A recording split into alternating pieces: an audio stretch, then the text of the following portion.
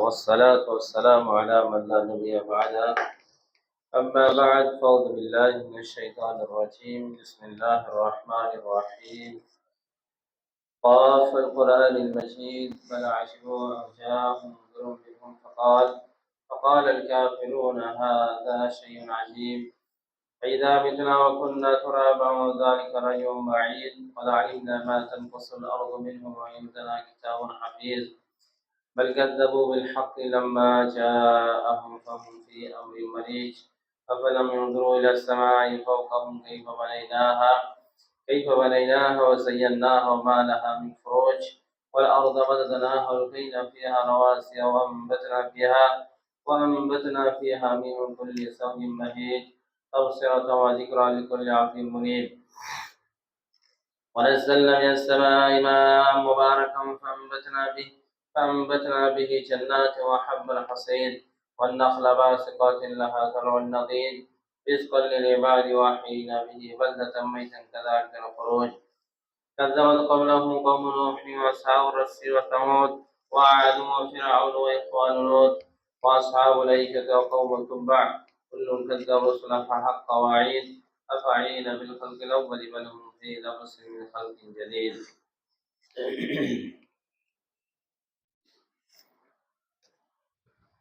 إن الحمد لله نحمده ونستعينه ونستغفره ونعوذ بالله من شرور أنفسنا ومن سيئات أعمالنا من يهده الله فلا مضل له ومن يضلله فلا هادي له وأشهد أن لا إله إلا الله وحده لا شريك له وأشهد أن محمدا عبده ورسوله. يا أيها الذين آمنوا اتقوا الله حق تقاته ولا تموتن إلا وأنتم مسلمون. يا أيها الناس اتقوا ربكم الذي خلقكم من نفس واحدة وخلق منها زوجها بث منهم رجالا كثيرا ونساء واتقوا الله الذي تساءلون به والأرحام إن الله كان عليكم رقيبا. يا أيها الذين آمنوا اتقوا الله وقولوا قولا سديدا يصلح لكم أعمالكم ويغفر لكم ذنوبكم يطع الله ورسوله فقد فاز فوزا عظيما. أما بعد فأعوذ بالله من الشيطان الرجيم. بسم الله الرحمن الرحيم. إنما المؤمنون الذين آمنوا بالله ورسوله. وقال الله تعالى في موضع آخر المؤمنون والمؤمنات بعضهم أولياء بعض يأمرون بالمعروف وينهون عن المنكر ويقيمون الصلاة ويؤتون الزكاة ويطيعون الله ورسوله أولئك سيرحمهم الله. عن أبي أمامة رضي الله تعالى عنه أن رسول الله صلى الله عليه وسلم قال من أحب لله وأبغض لله وأعطى لله ومنع لله فقد استكمل الإيمان. رواه ابن মাজাহ। সম্মানিত দিনী ভাই, সমস্ত প্রশংসা গুণগান আরাধনা আল্লাহ সুবহানাহু ওয়া তাআলার জন্য, যে আল্লাহ রাব্বুল আলামিন আমাদেরকে সুস্থ রেখেছেন এবং ভালো মন্দ বোঝার তৌফিক দিয়েছেন। সে আল্লাহ রাব্বুল আলামিনের প্রশংসা করি, বলে আলহামদুলিল্লাহ। তারপরে বলে সেই নবীর উপরে দরুদ ও সালাম বর্ষিত হোক যেদিন মানুষের মধ্যে ভেদাভেদের জ্ঞান ছিল না, ভালো এবং মন্দের মধ্যে। সেই নবীর মাধ্যমে আমরা সঠিক দিন পেয়েছি, সঠিক রাস্তা পেয়েছি। সেই নবীর উপরে দরুদ ও সালাম বর্ষিত হোক। আল্লাহুম্মা সাল্লি আলাইহি আল্লাহুম্মা বারিক আলাইহি। আজকে যে বিষয়টার উপরে আলোচনা করতে বলা হয়েছে সেটা খুবই গুরুত্বপূর্ণ একটা বিষয় এবং এগুলো একটু বুঝার বিষয়। সেটা হচ্ছে আল ওয়ালা ওয়াল বারা। বলা হয় আরবিতে আল ওয়ালা ওয়াল বারা, মানে ভালোবাসা করা এবং ভালোবাসা ছিন্ন করা। এটা ঈমানের একটা অংশের মধ্যে বিশেষ একটা অংশ। কারণ পৃথিবীতে বর্তমান যা পরিস্থিতি, সারা পৃথিবী জুড়ে বলেন, মুসলিম বলেন অমুসলিম বলেন, সমস্ত মতভেদের সাথে একটা বিচ্চারান সবাই করতে চাইছে, যে সবকিছু বিষিয়ে দিয়ে মানুষকে একবারে মানে ঘোল পাকিয়ে দেওয়া। এরকম একটা মানসিকতা পৃথিবী জুড়ে চলছে, যাতে ভালো এবং মন্দের মধ্যে বিচার করা যেন ক্ষমতা না থাকে। তো এই অবস্থাতে এই দুটি জিনিস, ইসলামের যে আকীদা বলা হয়, আকীদার যত বই আছে সেই বইগুলোতে শেষের দিকে আলোচনা করা রয়েছে।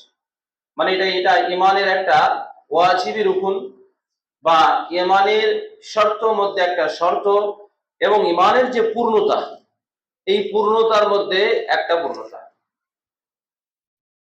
তো এখন ওয়ালা কাকে বলা হয় এবং বারা কাকে বলা হয়?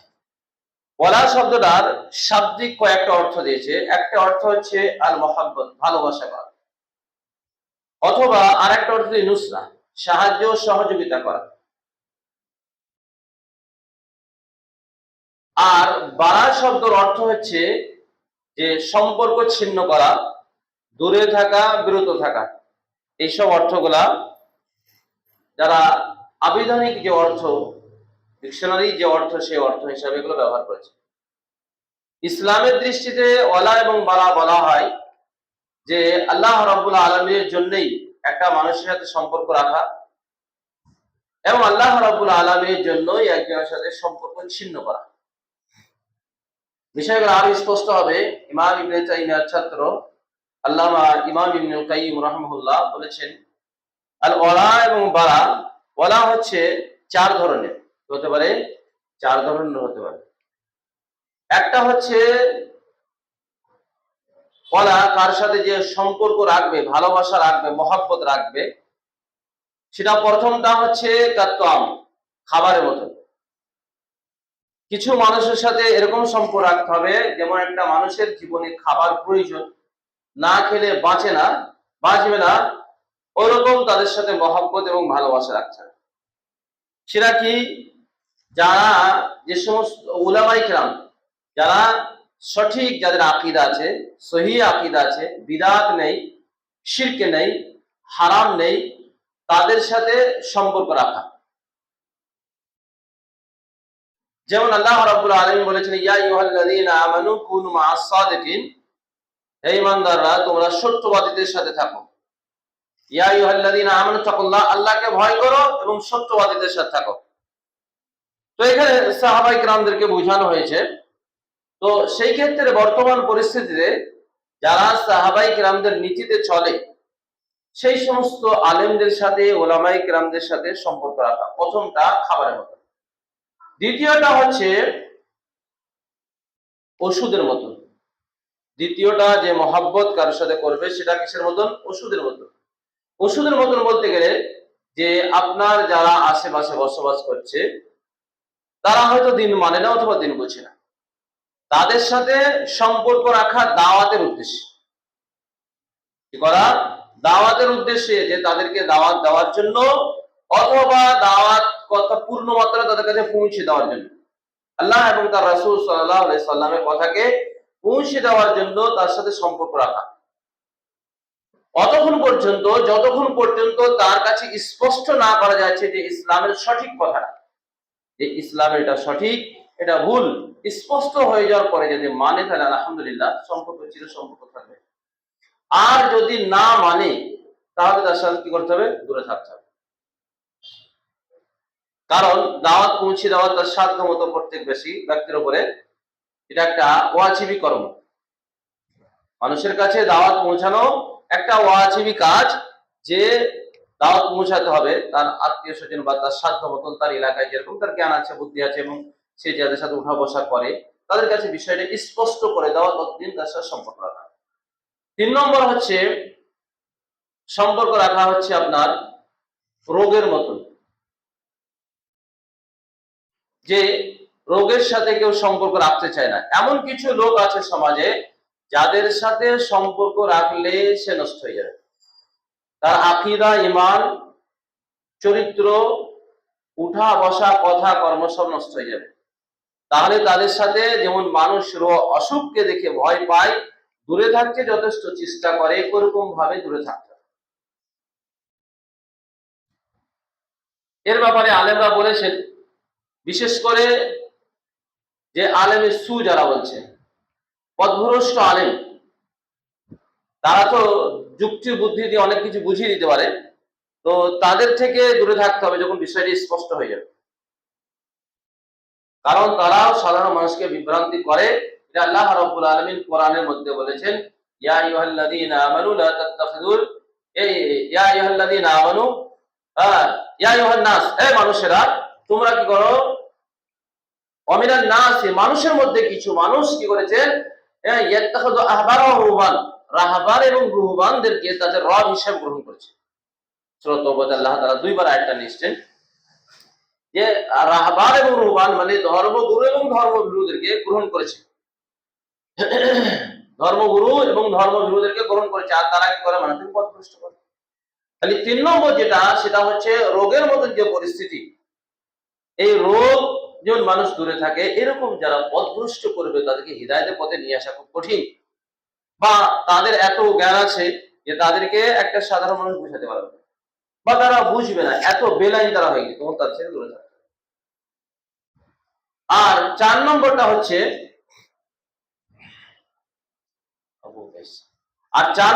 হচ্ছে, কি যে তাদের সাথে কিছুটা সম্পর্ক রাখা, যাদেরকে কি হবে, দাওয়াত দিয়ে কাজ হবে। এভাবে ইমাম ইবনে কাইয়িম রাহিমাহুল্লাহ মোটামুটি কিছুটা ভাগ করে দেখিয়েছে। এর ব্যাপারে কোরআন এবং হাদিসে অনেক দলিল এসেছে, এবং বিশেষ করে ইব্রাহিম আলাইহিস সালামের কথা আর ইব্রাহিম আলাইহিস সালামের সাথীদের কথা আল্লাহ রাব্বুল আলামিন তুলে ধরেছেন, যে তিনি তার আত্মীয় স্বজনের সাথে কতটা সম্পর্ক রাখতেন এবং কতটা সম্পর্ক রাখতেন না।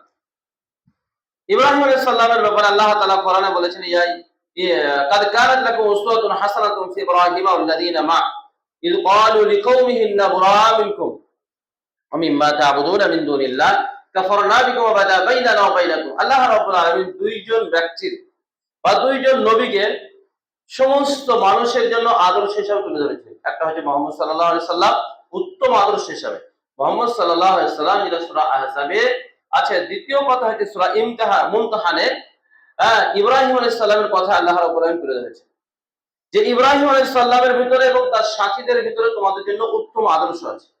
সেটা কি আদর্শ? ইব্রাহিম আলাইহিস সালাম তার জাতিকে বলেছিলেন যে তোমাদের সাথে আমাদের সম্পর্ক ছিন্ন করলাম, সম্পর্ক ছিন্ন করলাম, একবার স্পষ্ট ভাষায় তিনি বলেছেন। আর কি, ওয়াল বাগদা, চিরদিন চিরতরে তোমাদের সাথে অসন্তুষ্ট থাকবো, কোনদিন তোমাদের প্রতি আমরা রাজি নয়, যতক্ষণ পর্যন্ত হাত্তা তুমিনু বিল্লাহি ওয়াহদা, যতক্ষণ পর্যন্ত ওরা এক আল্লাহর প্রতি ঈমান না নিয়ে আসে, ততদিন পর্যন্ত সম্পর্ক তোমার সাথে থাকবে না। এবং শুধু আল্লাহ রাব্বুল আলামিন এখানে ইব্রাহিম আলাইহিস সালামের কথা বলেননি, ইব্রাহিম আলাইহিস সালামের সাথীদের কথাও বলা হয়েছে। ইব্রাহিম আলাইহিস সালামের যে সমস্ত সাথীরা যারা ইসলাম কবুল করেছিলেন, তাদের ব্যাপারেও আল্লাহ রাব্বুল আলামিন বলেছেন, তারাও এবার গাগন্ডে কণ্ঠে স্পষ্ট ভাষায় তারা বলেছিলেন যে তোমাদের সাথে আমাদের কোনো সম্পর্ক নেই, যতক্ষণ পর্যন্ত আমরা ঈমান না নিয়ে আসছি। তাহলে ইব্রাহিম আলাইহিস সালামকে আল্লাহ রাব্বুল আলামিন এই জন্য মুহাম্মদ সাল্লাল্লাহু আলাইহি সাল্লামকেও বলেছেন যে তার মিল্লাতে ইব্রাহিমের অনুসরণ করো।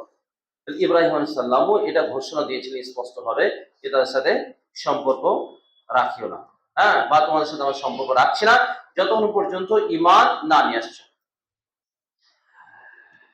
আল্লাহ রাব্বুল আলামিন কোরআনে আরো বলেছেন, ইয়া আইয়ুহাল্লাযীনা আমানু লা তাত্তাখিযু আদুওয়ি ওয়া আদুওয়াকুম।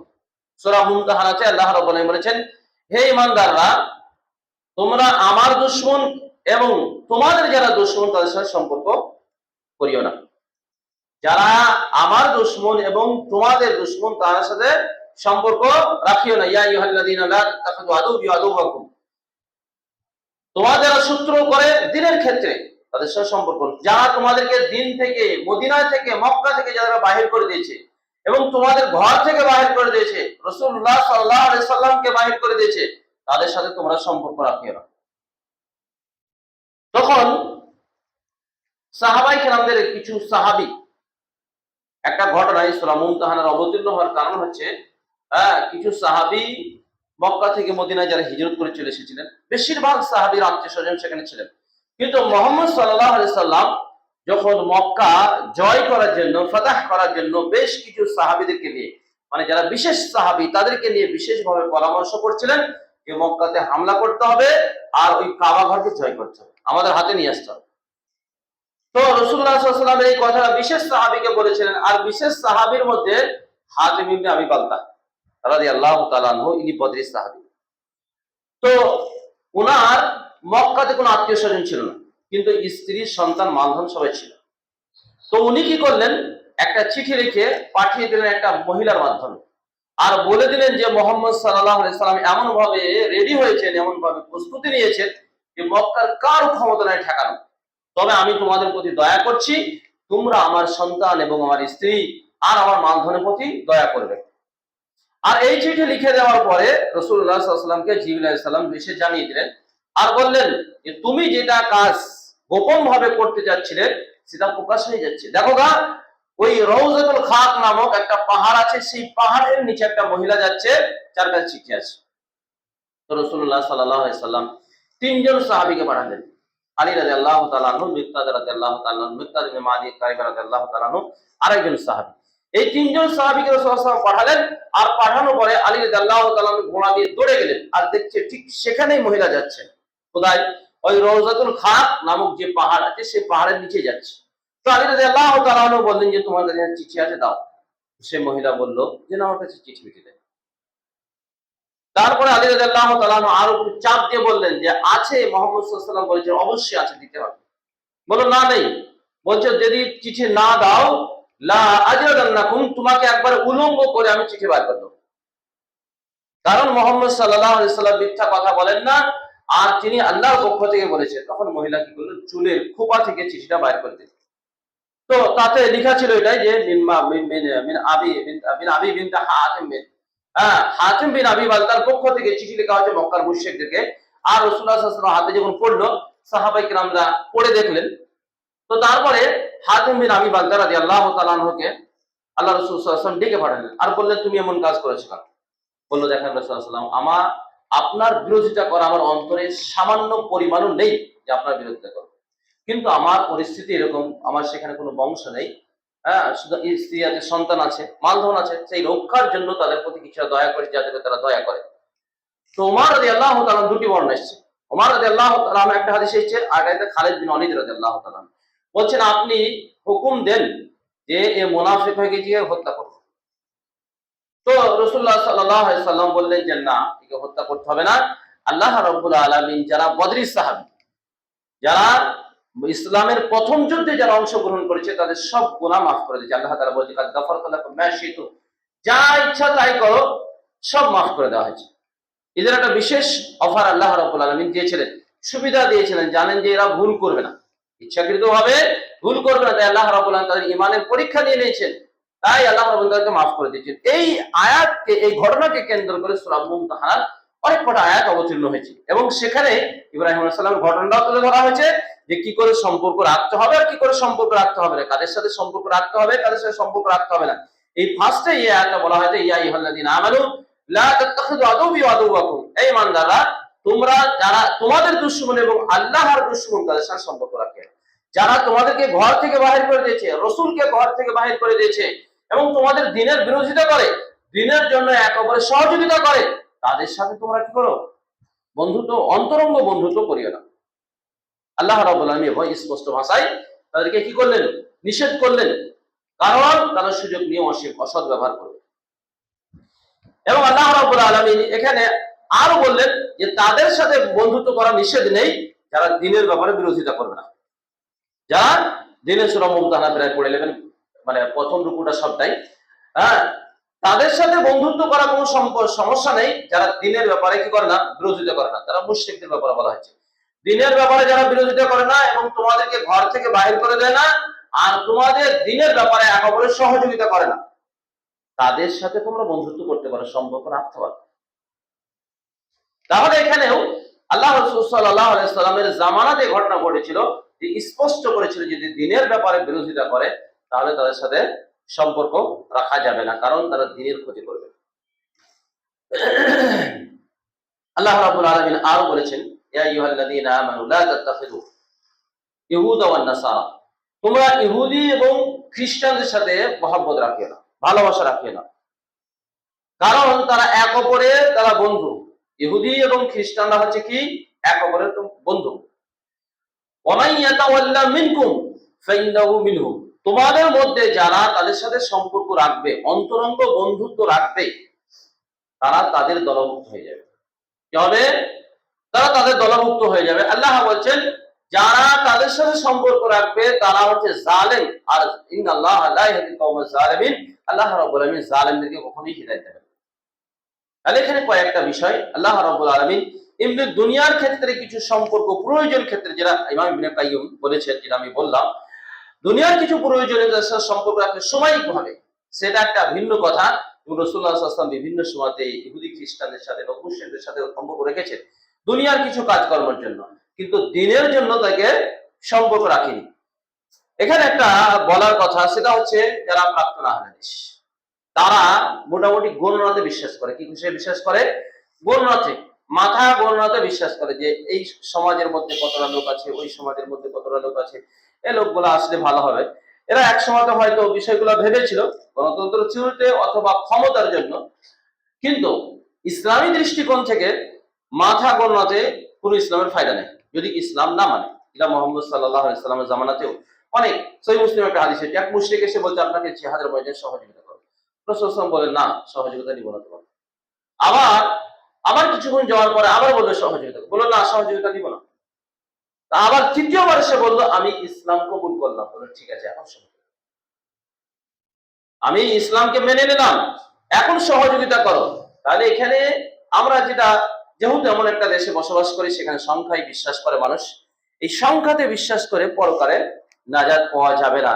এখানে যেটা নাজাতের যেটা কারণ বা ওসিলা সেটা হচ্ছে ইমান, ইমান এবং আকীদা, তার সাথে সম্পর্ক রাখতে হবে, যেটা আল্লাহ রাব্বুল আলামিন সূরা হাদীদের মধ্যে বলেছেন। সাহাবায়ে কেরামদের কথা আল্লাহ রাব্বুল আলামিন তুলে ধরেছেন, বলেছেন যে সাহাবায়ে কেরামদের যে আপোষের মধ্যে তারা যে মহব্বত করত, ওমা মুহাম্মাদুন ইল্লা রাসূলুন মা কানা মুহাম্মাদ আবা মুহাম্মাদুর রাসূল, মুহাম্মাদুর রাসূলুল্লাহ, মুহাম্মদ হচ্ছে আল্লাহ রাব্বুল আলামিনের রাসূল, ওয়াল্লাযীনা মা, এবং তার সাথে যারা রয়েছে রহমাউ বাইনাহুম, আপোষের মধ্যে তারা দয়াশীল, ওয়া আশিদ্দাউ আলাল কুফার, এবং কাফেরদের উপরে তারা কঠোর। তাহলে মুহাম্মদ সাল্লাল্লাহু আলাইহি সাল্লামের কথা আল্লাহ রাব্বুল সূরা হাদীদে তুলে ধরেছেন, আর মুহাম্মদ সাল্লাল্লাহু আলাইহি সাল্লামের সাহাবায়ে কেরামদের কথা তুলে ধরেছেন এই ওয়ালা এবং বারার ক্ষেত্রে, যে আপোষের মধ্যে তারা মহব্বত এমন ভাবে করে যে তাদের অন্তরঙ্গের সাথে এক রকমের সম্পর্ক আছে। এরকম হাদিসে অনেক হাদিস আছে মহব্বত করার ব্যাপারে বা মুমিনদেরকে ভালোবাসার ব্যাপারে অনেক হাদিস রয়েছে। কিন্তু যেহেতু আমরা এমন একটা দেশে বসবাস করি এখানে গোষ্ঠীতে বিশ্বাস করে, দলীয়তে বিশ্বাস করে, সেজন্য এই জাহেলিয়াতে অনেক বাধা সৃষ্টি করে। কারণ গোষ্ঠীর যে মহব্বত বা ভালোবাসা টান, এগুলো কিন্তু ভারত উপমহাদেশে আছে এবং ভাষাতেও আছে। কি আছে? ভাষাতেও আছে। হ্যাঁ, ভাষাগত ভাবে একে অপরের সাথে সম্পর্ক আছে, সেগুলা আমাদের দেশীয় ব্যাপার। কিন্তু সম্পর্ক যেটা থাকতে হবে সেটা হচ্ছে ইমানি সম্পর্ক, কি থাকতে হবে? ইমানি সম্পর্ক। আর অনেক ক্ষেত্রে আমরা দেখেও থাকি বা আমার ক্ষেত্রে আমাদের ভুল হয়ে যায়, আবেগে ছোট ছোট বিষয় নিয়ে আপসের মধ্যে দ্বন্দ্ব করে এমন বিভেদ সৃষ্টি করে ফেলি যে, যেমন একজন কাফের মুসলিমের সাথে দূরত্ব যেমন থাকে ঠিক সেইভাবে দূরত্ব হয়ে যায়। আল্লাহ রাব্বুল আলামিন এর ব্যাপারে সূরা হুজরাতে বলেছে ইন্নামাল মুমিনুনা ইখওয়ান, মুমিনরা হচ্ছে ভাই ভাই। ফাসলিহু বাইনা আখওয়াইকুম, যদি ভাইয়ের মধ্যে ভুল হয়ে যায় তাহলে সংশোধন করে নেবে। কি করবে? সংশোধন করে নেবে। আর এই সংশোধনের মাধ্যমে তাদেরকে হবে এক অপরের মহব্বত বা ভালোবাসা থাকবে। তাহলে আল্লাহ রাব্বুল আলামিন আগেকার আয়াতে যেটা বললেন সূরা মাইদার ৭১ নম্বর আয়াতে, যে ইহুদি খ্রিস্টানদের সাথে সম্পর্ক রাখে না, কারণ এক অপরে তারা হচ্ছে কি বন্ধু, এক অপরে তারা কি বন্ধু। এবং সম্পর্ক রাখার যে বিষয়টা সেটা কয়েকটা দিক আছে। একটা হচ্ছে তাদের নীতি, তাদের নীতিকে যথাসাধ্যভাবে আমরা জীবনে বাস্তবায়ন করছি, বা তারা যে পথে চলছে সেই পথকে আমরা অবলম্বন করছি, কথা বলা, উঠা বসা এবং আকীদা আমল সব ক্ষেত্রে গ্রহণ করছি, তখন কি হয়ে যাবে? তাদের দলভুক্ত হয়ে যাবে। কারণ মুহাম্মদ সাল্লাল্লাহু আলাইহি সাল্লাম আবু দাউদে হাদিসটা বলেছেন, আর লম্বা চওড়া একটা হাদিস রয়েছে সহিহ বুখারীতে, তার এক অংশ রাসূলুল্লাহ সাল্লাল্লাহু আলাইহি ওয়াসাল্লাম বলেছেন মান তাশাব্বাহা বিকাউমিন ফাহুয়া মিনহুম, যে যার সাথে সম্পর্ক রাখে সে তার কি হয়? দলভুক্ত হয়ে যায়। আকীদাগত অথবা আমলগত যে সম্পর্ক রাখে তার কি হবে? তার দলভুক্ত হয়ে যায়। এটা মুহাম্মদ সাল্লাল্লাহু আলাইহি সাল্লাম বলেছেন। এখানে ব্যাখ্যাকর্তারা ব্যাখ্যা করতে গিয়ে বলেছেন যদি কি হয় আকীদার সম্পর্ক রাখে তাহলে আকীদা হয়ে যাবে, অথবা চলাফেরাতে ওঠা বসাতে পোশাক আশাক যে সম্পর্ক রাখে তাহলে কি হয়ে যাবে? আস্তে আস্তে সেরকম হয়ে যাবে তারা, এবং কিয়ামতের দিবসেও তাদের সাথে উঠবে।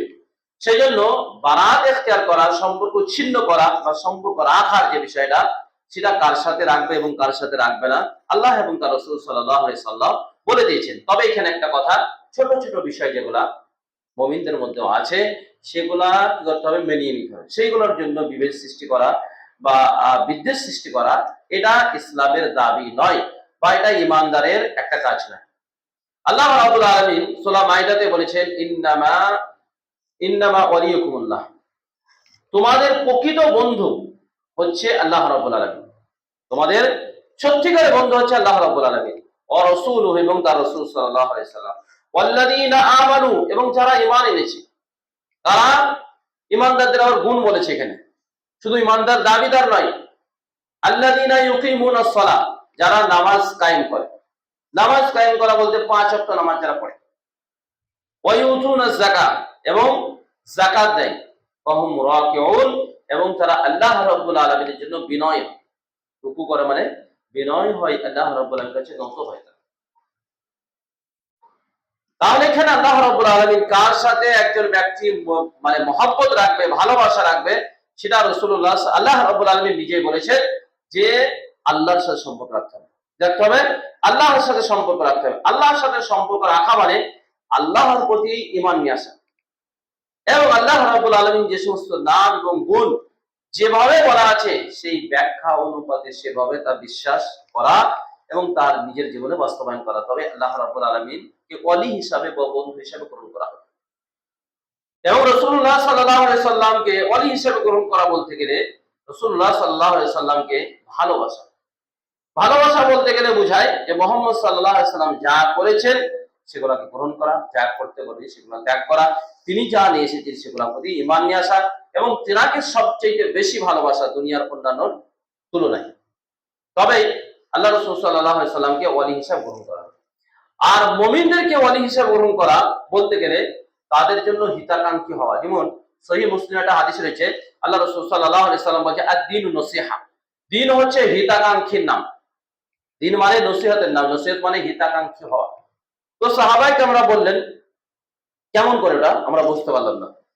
তো আল্লাহ রাসূল সাল্লাল্লাহু আলাইহি সাল্লাম বললেন, সাহাবায়ে কেরামরা বললেন, কার জন্য হিতাকাঙ্ক্ষী হও? তো আল্লাহ রাব্বুল আলামিন রাসূল সাল্লাল্লাহু আলাইহি সাল্লাম বললেন, লিল্লাহি, আল্লাহ রাব্বুল আলামিনের জন্য। আল্লাহ রাব্বুল আলামিনের জন্য হিতাকাঙ্ক্ষী হওয়া বলতে গেলে বোঝায় যে আল্লাহ রাব্বুল আলামিনের যে হুকুম আহকাম এবং তার প্রতি ঈমান নিয়ে আসা, এবং তাতে আন্তরিকতার সাথে, মহব্বতের সাথে। এবং রাসূলুল্লাহ সাল্লাল্লাহু আলাইহি ওয়াসাল্লাম বললেন, নসিহত বা হিতাকাঙ্ক্ষী হচ্ছে রাসূলুল্লাহ সাল্লাল্লাহু আলাইহি ওয়াসাল্লামের সাথে। ওয়ালি আইম্মাতিল মুসলিমিন, এবং মুসলমানদের যারা লিডার থাকবে, নেতা থাকবে, তাদের প্রতি হিতাকাঙ্ক্ষী হওয়া। এখানেও বেশিরভাগ মুসলিমরা কি বাগাওয়াত করে ফেলে, সীমা লঙ্ঘন করে ফেলে। দায়িত্ব কাউকে দেয়, দেওয়ার পরে তাকে মানতে পারে না। এগুলো সবার মধ্যে আছে, আহলে হাদিস বলেন আর অন্যরা বলেন, সবার মধ্যে এটা আছে। দায়িত্ব দেওয়ার পরে শরীয়ত সম্মত কাজ করছে তবু মানতে পারে না, বাইরে গিয়ে সমালোচনা করে বা বিভেদ সৃষ্টি করে। এটা হচ্ছে বাগাওয়াত বলা হয়, সীমা লঙ্ঘন বলা হয়, এটা হারাম। তাকে বলতে গেলে শুধরে দিতে পারে, এটা ভুল হচ্ছে বা এটা কেমন হচ্ছে, এটা বলতে পারে, বলার অধিকার আছে, যতক্ষণ পর্যন্ত সে স্পষ্ট হারাম কাজ না করছে। তাহলে তার রাসূল সাল্লাল্লাহু আলাইহি ওয়াসাল্লামকে জিজ্ঞাসা করা হলো যে রাসূল সাল্লাল্লাহু আলাইহি ওয়াসাল্লাম বললেন, আর কি হিতাকাঙ্ক্ষী? বলছে ওয়া আম্মাতিন নাস, সাধারণ মানুষের জন্য হিতাকাঙ্ক্ষী হওয়া। কি সাধারণ মানুষের জন্য হিতাকাঙ্ক্ষী হওয়া? হিতাকাঙ্ক্ষী হওয়া বলতে আপনাকে গাড়ি আর বাড়ি করে দিতে হবে না, টাকাও আপনাকে দিতে হবে না। শুধু এটা চাইতে হবে যে একজন মুমিন মানুষের, সত্যিকারের মুসলিম মানুষের ভালো উপকার হোক, আল্লাহ রাব্বুল আলামিন তার জন্য মঙ্গল করুক, এটা শুধু চাওয়া। তাকে টাকা পয়সাও দিতে হবে না, অন্য কিছু দিতে হবে না, শুধু তার জন্য কি ভালো আকাঙ্ক্ষা করা, তার জন্য ভালো দোয়া করা, এবং পরামর্শ চাইলে ভালো পরামর্শ দেওয়া। এটা হচ্ছে কি হিতাকাঙ্ক্ষী অন্যের জন্য। তো আল্লাহ রাসূল সাল্লাল্লাহু আলাইহি ওয়াসাল্লাম বলেন, দ্বীন বলা হয় কাকে? নসিহতের নাম। নসিহত বলতে গেলে হিতাকাঙ্ক্ষী হওয়া, কারণ হিতাকাঙ্ক্ষী হওয়া, আর এটা হচ্ছে দ্বীনের একটা বিশেষ অংশ। আর মুমিনদেরকে যেটা বললাম যে সত্যিকারের ওয়ালি হচ্ছে মুমিন, যারা নামাজ কায়েম করে এবং যাকাত দেয়, আর কি করে, তারা বিনয়ী হয়। আল্লাহ রাব্বুল আলামিন আরো বলছেন, ওয়ালিউল্লাহ, আল্লাহ রাব্বুল আলামিনের সাথে যারা বন্ধুত্ব রাখে, এবং রাসূলুল্লাহ সাল্লাল্লাহু আলাইহি ওয়াসাল্লামের সাথে যারা বন্ধুত্ব রাখে, এবং বন্ধুত্ব রাখে কার সাথে? মুমিনদের সাথে, তারাই হচ্ছে উলাইকা ইন্না হিজবুল্লাহ, তারাই হচ্ছে আল্লাহ রাব্বুল আলামিন দল, এবং তারাই তো হবে জয় হবে। তারাই হচ্ছে কি জয় হবে। এখানে জয় হওয়ার কয়েকটা বিষয়, ঈমান বিষয়গুলোর সঙ্গে সঙ্গে মুমিনরা এক হয়ে থাকবে তাদের ইমানি এবং আকীদার দিক দিয়ে, মানহাজের দিক দিয়ে, তবে কিন্তু সফলতা আসবে। যদি অন্তরের ইমান ঠিক থাকে তাহলে আল্লাহর সহযোগিতা আসবে। আর যদি চলার পথ যদি এক হয় তাহলে পৃথিবীতে যেখানেই থাক সে হচ্ছে তার দ্বীনি ভাই হয়। কি হয়? দ্বীনি ভাই হয়। আর এর মাধ্যমেই কি হয়? তারা বিভিন্ন সম্মান দুনিয়াতে পাবে। এখানে যদি বিভেদ সৃষ্টি করে বা বাগাওয়াত সৃষ্টি করে, বিভ্রান্তি সৃষ্টি করে, তখন কিন্তু সফলতা দুনিয়াতে আসবে। কি হবে না? দুনিয়াতে সৃষ্টি আসবে, সফলতা আসবে না। দুনিয়ার সফলতার জন্য বা দুনিয়ার কোন মতবাদকে দণ্ডায়মান করার জন্য, বাস্তবে নিয়ে আসার জন্য, প্রভাব ফেলার জন্য যারা এটা করবে তাদেরকে এক হয়ে থাকতে হবে সে মতবাদের উপরে। যে কোনো মতবাদ, সেটা ইসলামী হোক বা অ-ইসলামী হোক, ইসলামী মতবাদ হলেও সেখানে আরো বেশি প্রয়োজন আপসের মধ্যে সম্পর্ক রাখা।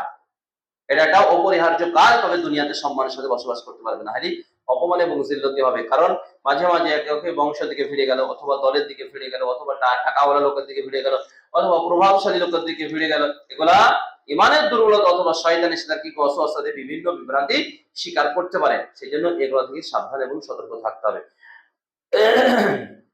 আল্লাহ রাব্বুল আলামিন সূরা আম্বিয়াতে বলেছেন, ইন্না আনজালনা ইলাইকুম কিতাবা, আমি তোমাদের কাছে কিতাব অবতীর্ণ করেছি, কোরআন অবতীর্ণ করেছি, ফিহি যিকরুকুম, সেখানে তোমাদের বর্ণনা আছে, তোমাদের ব্যাপারেই বর্ণনা আছে যে কার সাথে সম্পর্ক রাখতে হবে, কার সাথে সম্পর্ক রাখতে হবে না। ইহুদি এবং খ্রিস্টানদের ব্যাপারে আল্লাহ সূরা মাইদাতেই বলেছেন যে সবচেয়ে মুসলিমদের দুশমন হচ্ছে কি? ইহুদিরা। তারা ইহুদিরা। দ্বিতীয় নম্বর হচ্ছে ওয়াল্লাযীনা আশরাকু, যারা শিরিক করে, তারা হচ্ছে তোমাদের দুশমন বা শত্রু। আর যারা নাসারা, তারা তোমাদের কিছুটা কাছাকাছি হবে। কি হবে? বাস্তব দুনিয়াতে দেখবেন নাসারাদের অনেক গ্রুপ আছে, খ্রিস্টানদের, তারা অনেক জিনিসই মুসলিমদের সাথে মিল আছে এবং তারা মেনেও নেয়। এবং কি ঈসা আলাইহিস সালাম যখন আসবে তখন তারা সবাই মুসলিম হয়ে যাবে, কোন ঈসাই আর পৃথিবীতে থাকবে না, তখন মুসলিম সবাই মুসলিম, তখন মুসলিমদের তারা সাথে মিশে যাবে। কিন্তু ইহুদিরা সঠিক পথে আসবে না। এটা সহিহ মুসলিম হাদিস রয়েছে, শেষ যে যুদ্ধ হবে সেই যুদ্ধতেও তাদেরকে গাছ পর্যন্ত বলবে, ইয়া আব্দুল্লাহ, এই আল্লাহর বান্দা, হাদা আদু খালফি, এই আমার পিছনে আল্লাহর দুশমন আছে, ফাকতুলুহু, হত্যা করো। যদি গাছ কথা বলবো, গাছ এবং পাথর কথা বলবো। তো এখানে ইহুদিরা হিদায়াত নিয়ে আসাটা খুব কঠিন, এবং ইহুদি মুহাম্মদ সাল্লাল্লাহু আলাইহি ওয়াসাল্লাম জামানাতেও ইহুদিরা ইসলাম খুবই কম কবুল করেছে। তারা চিরদিন ধরে দুশমনি করেছে, এখনো যেটা আপনারা বিভিন্ন মাধ্যমে শুনছেন, তারা ইসলামদের চিরশত্রু। আর একটা যারা মুশরিক, তারাও কিন্তু সূত্রধারী, তাদের সাথেও খুব সতর্ক সাবধানে বসবাস করতে হবে, খুব সাবধানে থাকতে হবে। যেহেতু আমরা মুশরিকদের দেশেই বসবাস করছি, এখানে একটা দাওয়াতি ফিল্ড, এরকম নয় যে তাদের সবকিছু বলে দেওয়া বা সবকিছু জানিয়ে দেওয়া, এবং অভ্যন্তরীণ যে বিষয়গুলো সেগুলোকেও জানিয়ে দেওয়া এবং নিজেকে দুর্বল বলে পেশ করা, এটা থেকে খুব সতর্ক সাবধান থাকতে হবে। কারণ এখানে তারা সুযোগ দিতে চাচ্ছে। সেজন্য কাদের সাথে সম্পর্ক রাখতে হবে, কাদের সাথে সম্পর্ক রাখতে হবে না, এগুলো আল্লাহ রাব্বুল আলামিন কোরআনে বলেছেন, রাসূলুল্লাহ সাল্লাল্লাহু আলাইহি ওয়াসাল্লাম বলেছেন। আল্লাহ রাব্বুল আলামিন বলেছেন, ওয়াল মুমিনুনা ওয়াল মুমিনাতু বা'দুহুম আউলিয়া বা'দ, একজন মুমিন পুরুষ এবং একজন মুমিন নারী এক অপরের বন্ধু। বন্ধু মানে সাহায্যকারী বা সহযোগিতাকারী। ইয়ামুরুনা বিল মারুফ, তারা ভালো কাজের আদেশ করবে, ওয়া ইয়ানহাউনা আনিল মুনকার, এবং মন্দ কাজের নিষেধ করবে, ওয়া ইউকিমুনাস সালাহ, নামাজ কায়েম করবে, ওয়া ইউতুনাজ যাকাত, যাকাত দেবে। উলাইকা সায়ারহামুহুমুল্লাহ, আল্লাহ রাব্বুল আলামিন বলেছেন তাদের প্রতি দয়া করা হবে এবং তারাই হচ্ছে সুপথের পথিক। তাহলে ঈমানদারদের একটা বিশেষ বৈশিষ্ট্য যে মুমিনদের সাথে মুমিনের সম্পর্ক থাকতে হবে, সম্পর্ক থাকতে হবে। আর বাকি যে গুণগুলো বলা হলো সেই গুণগুলো থাকতে হবে, এবং তার সঙ্গে সঙ্গে তাহলে আল্লাহ রাব্বুল আলামিনের রহমত কি হবে? আল্লাহ রাব্বুল আলামিনের রহমত অবতীর্ণ হবে। যদি সম্পর্ক ওয়ালা এবং বারা, সম্পর্ক করা এবং সম্পর্ক ছিন্ন করার যদি না থাকে, তাহলে কিন্তু কি হয়ে যাবে? সবকিছু মিক্সচার হয়ে যাবে, মতবাদ কিছু পার্থক্য থাকবে না। হাদিস যেটা পেশ করছি সেটা বলে শেষ করছি। আবু উমামা রাদিয়াল্লাহু তাআলা আনহু বলেন, রাসূলুল্লাহ সাল্লাল্লাহু আলাইহি ওয়াসাল্লাম, মান আহাব্বা লিল্লাহ, যে আল্লাহ রাব্বুল আলামিনের জন্য ভালোবাসা, ওয়া আবগাদা লিল্লাহ, এবং আল্লাহ রাব্বুল আলামিনের জন্য যে কাউকে ঘৃণা করে, ওয়া আতা লিল্লাহ, আল্লাহ রাব্বুল আলামিনের জন্যই, আল্লাহকে ভালোবেসেই কেউ কি করলো? কাউকে কিছু দিল, ও মানা আলিল্লাহ, এবং কারো কাছ থেকে কিছু নিয়ে নিল বা দেওয়া বন্ধ করলো, ফাকাদ ইস্তাকমালাল ঈমান, সেই ঈমানকে পূর্ণ করলো। এখানে একটা বিশেষ কথা, যদি কারোর সাথে ভালোবাসা রাখেন বা ভালোবাসা করেন এবং কাউকে যদি কিছু দেন, আল্লাহর হস্তে দেবেন। কেন জানেন? মনে করেন দুনিয়ার কিছুর জন্য করেছেন ভালোবাসা, দুনিয়ার কিছুর জন্য ভালোবাসা করেছেন, টাকা পয়সার জন্য অথবা প্রভাবের জন্য অথবা কিছু পাওয়ার জন্য। তো মনে করেন সে আপনাকে দিল না, সে আপনাকে ভালোবাসেন, আপনি জেনে নিলেন। তো মনের দিক দিয়ে কত যে কষ্ট হবে, যারা এইসব ভালোবেসেছে অন্ধ হয়ে তারা জানে। যাদের গার্লফ্রেন্ড বয়ফ্রেন্ড আছে, যে মেয়েটা ভালোবাসে ছেলেটা ভালোবাসে, আর তারপরে যখন জেনে নেয় তখন কি হয়? তখন সে বলে আমি মরে যাবো, আর বাঁচবো না। ওরকম ভাবে দুনিয়ার কোনো স্বার্থেও কাউকে কিছু দিয়েছে যে কার কিছু পাওয়ার জন্য, সে বলছে হ্যাঁ না আমি আর কিছু দিব না, বা সে জেনে গেছে যে আমাকে কিছু দেবে না। তখন কি হবে? সে এমন পস্তানো পস্তাবে, তার তো সে তো গেলই গেল মালধন বা ভালোবাসা তো গেলেই গেল, কিন্তু সে যে কষ্ট পাবে, আত্মাতে যে কষ্ট পাবে, ব্রেনে যে আঘাত পাবে, সেটা জীবন আর কোনোদিন ভুলতে পারবে না। সেই জন্য কাউকে সহযোগিতা করা বা না করা, জ্ঞান দিয়ে হোক, বুদ্ধি দিয়ে হোক, অর্থ দিয়ে হোক, ভালোবাসা দিয়ে, যুক্তি দিয়ে হোক, সেটা লিল্লাহি থাকতে হবে, তাহলে দুনিয়াতে কষ্ট পাবেন না। এমনকি যারা সন্তান মানুষ করছে, এই যে সন্তানে ভাত খাবো বা সন্তান আমাদের জন্য আইএস আরামের ব্যবস্থা করে দেবে, এটাও কোনোদিন এই কথা করেন না যে সন্তান আমাদেরকে দেখবে, এটা ভাবেন না। এটা ভাববেন যে সন্তান মানুষ করছে আল্লাহর রাস্তায়, সন্তান দিনের পথে থাকবে, দোয়া করবে, এইটা ভাববেন। আর রুজির মালিক আল্লাহ রাব্বুল আলামিন, সম্মানের মালিক, ভালো হয়ে মৃত্যু দেওয়া, খারাপ হয়ে মৃত্যু আল্লাহ রাব্বুল আলামিনের হাতে, এটা আল্লাহকে শুধু দেবেন। এটা ভাববেন না যে ছেলে চাকরি করাবো বা মেলা অর্থ কামাবে বা দিনদার করাবো বা আলেম করাবো যে আমাকে দেখবে, এই ভাবনা ভেবে এইসব কাজগুলা করবেন না। কারণ জীবনে খুব কষ্ট পাবেন, খুব আঘাত পাবেন, এবং তখন বরদাস্ত করতে পারবেন না। অনেকে বরদাস্ত করতে পারেন, এবং তখন কি করতে পারে? অকালে মৃত্যু হতে পারে বা আত্মহত্যা করতে পারে। কারণ অন্ধত্ব মানুষকে ভুল পথে নিয়ে যায়। সেই জন্য সম্পর্ক রাখা বা না রাখা, রাসূলুল্লাহ সাল্লাল্লাহু আলাইহি ওয়াসাল্লাম বলেছে ইমানের একটা কি পূর্ণতা, এবং কাউকে দেওয়া না দেওয়ার বিষয়টা, এটা হচ্ছে ইমানের একটা বিশেষ অংশ, এবং ইমান পূর্ণতা লাভ করার মাধ্যমে। সেই জন্য যে কথাগুলো বললাম এটা অবশ্যই লক্ষ্য রাখবেন, তাহলে জীবনে পস্তাতে হবে না, জীবনে দুঃখ পাবেন না, কষ্ট পাবেন না। আল্লাহ রাব্বুল আলামিনের কাছে দোয়া করি, আল্লাহ রাব্বুল আলামিন তুমি আমাদেরকে ওয়ালা এবং বারা এটা বোঝার তৌফিক দান করো, এবং আমাদেরকে সেইভাবে বাস্তবায়ন করার তৌফিক দান করো। আল্লাহ রাব্বুল আলামিন তুমি আমাদেরকে এইভাবে দাওয়াত দেওয়া এবং এইভাবে প্রচার করার তুমি তৌফিক দান করো। আল্লাহুম্মা আমিন। ওয়া সাল্লাল্লাহু আলা নাবিয়ানা।